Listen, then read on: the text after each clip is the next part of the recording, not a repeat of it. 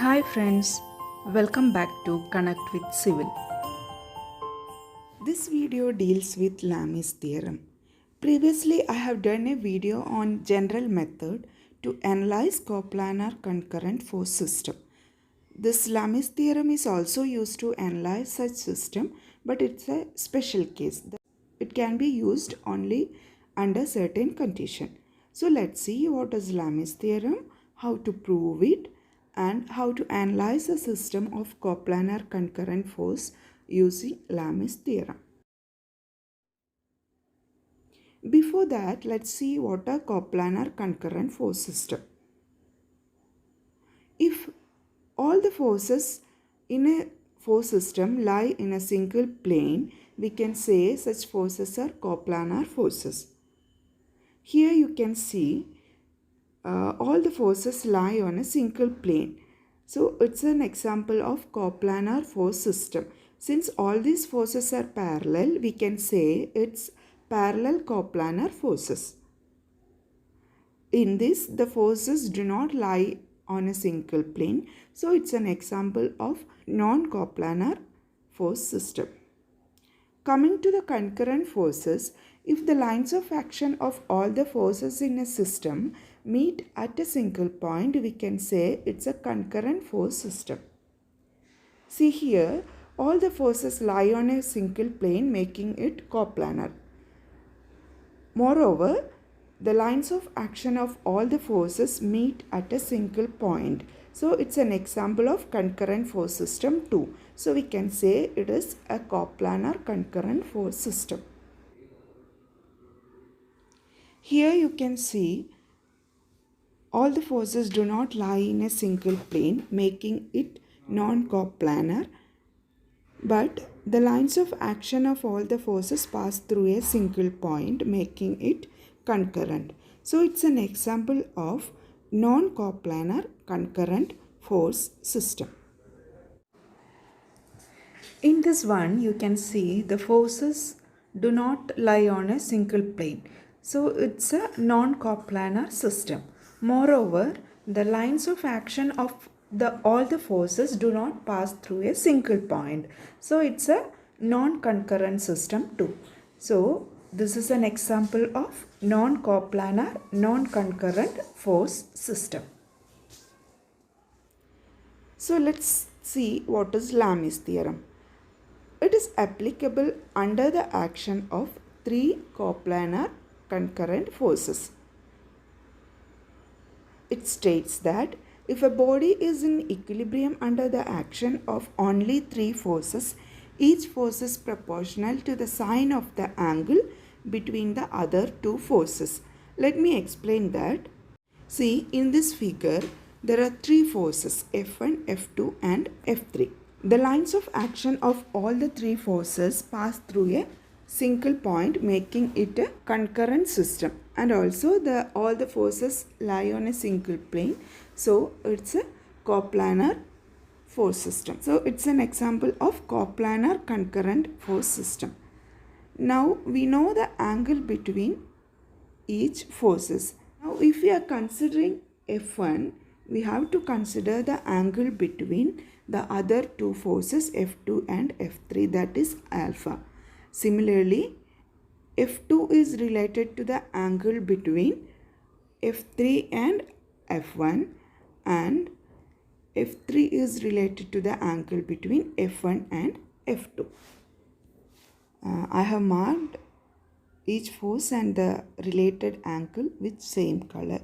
So it will be easy for you to understand. We can formalize it as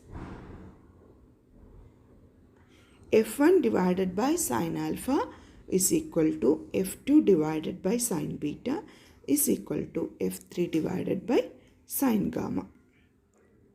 Now let's see how to prove Lamis theorem. So this is our force system. We have three coplanar concurrent forces and the angle between each forces are also mentioned. Draw the forces one after the other in magnitude and direction starting from P.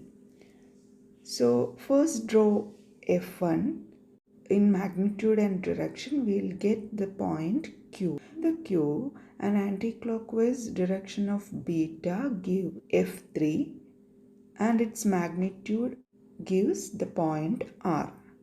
So from R, angle alpha in anti-clockwise direction defines the direction of F2 and its magnitude defines the point P. So since our system is in equilibrium, our starting point and end point will be the same. Thus we got a force triangle. Now apply sine rule in this triangle. We will get PQ divided by sine R. Here angle R is the internal angle. That is any side divided by sine of the opposite angle will be constant. So PQ divided by sine R is equal to PR divided by sine Q is equal to QR divided by sine P. And if you see this triangle, PQ is equal to F1, angle R is equal to 180 minus alpha, that is the internal angle.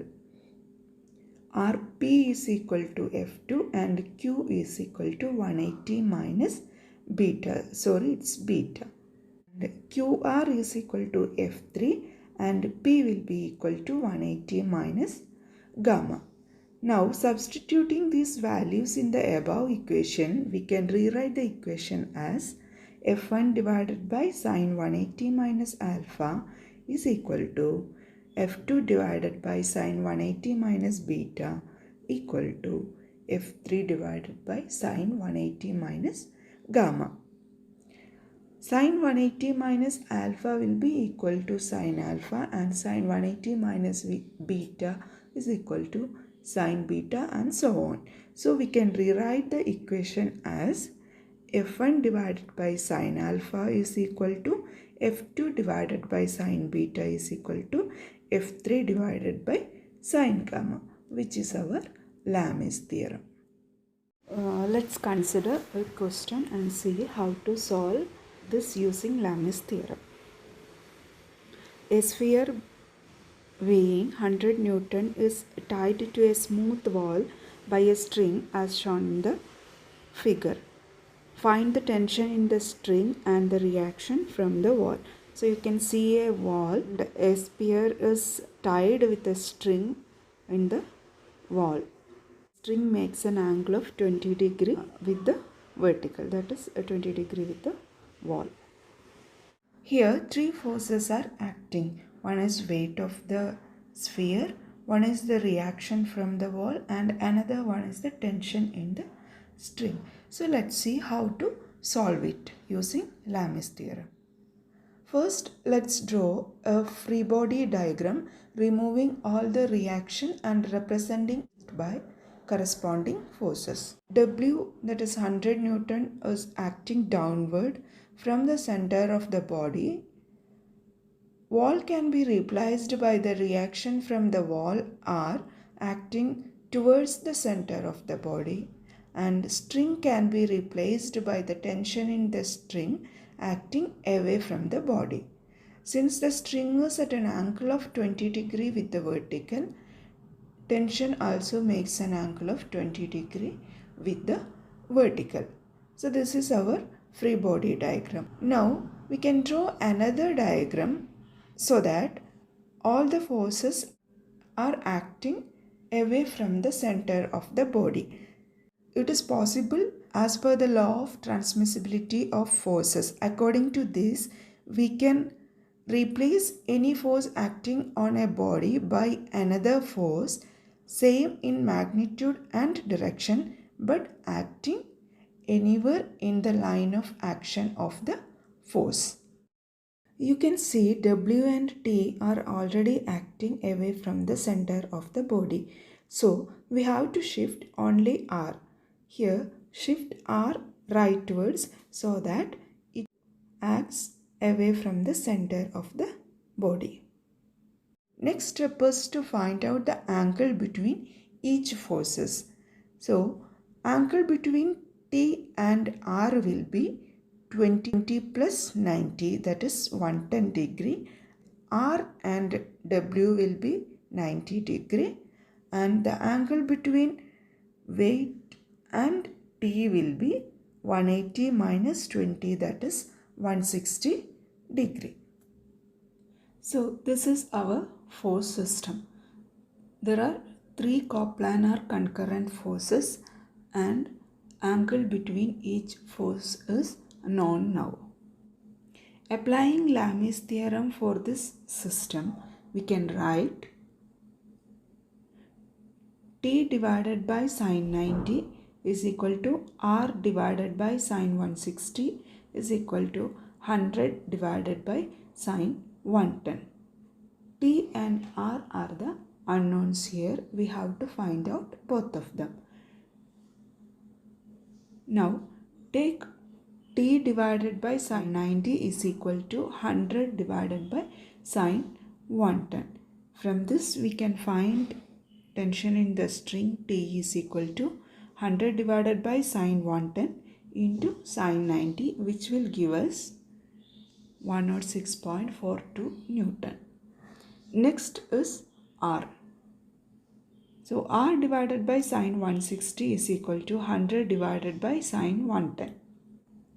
We can find R is equal to 100 divided by sine 110 into sine 160, which will give us a value for the reaction from the wall 36.40 Newton. Now we know the value of our unknowns, tension in the string and reaction from the wall. Thus the problem is solved.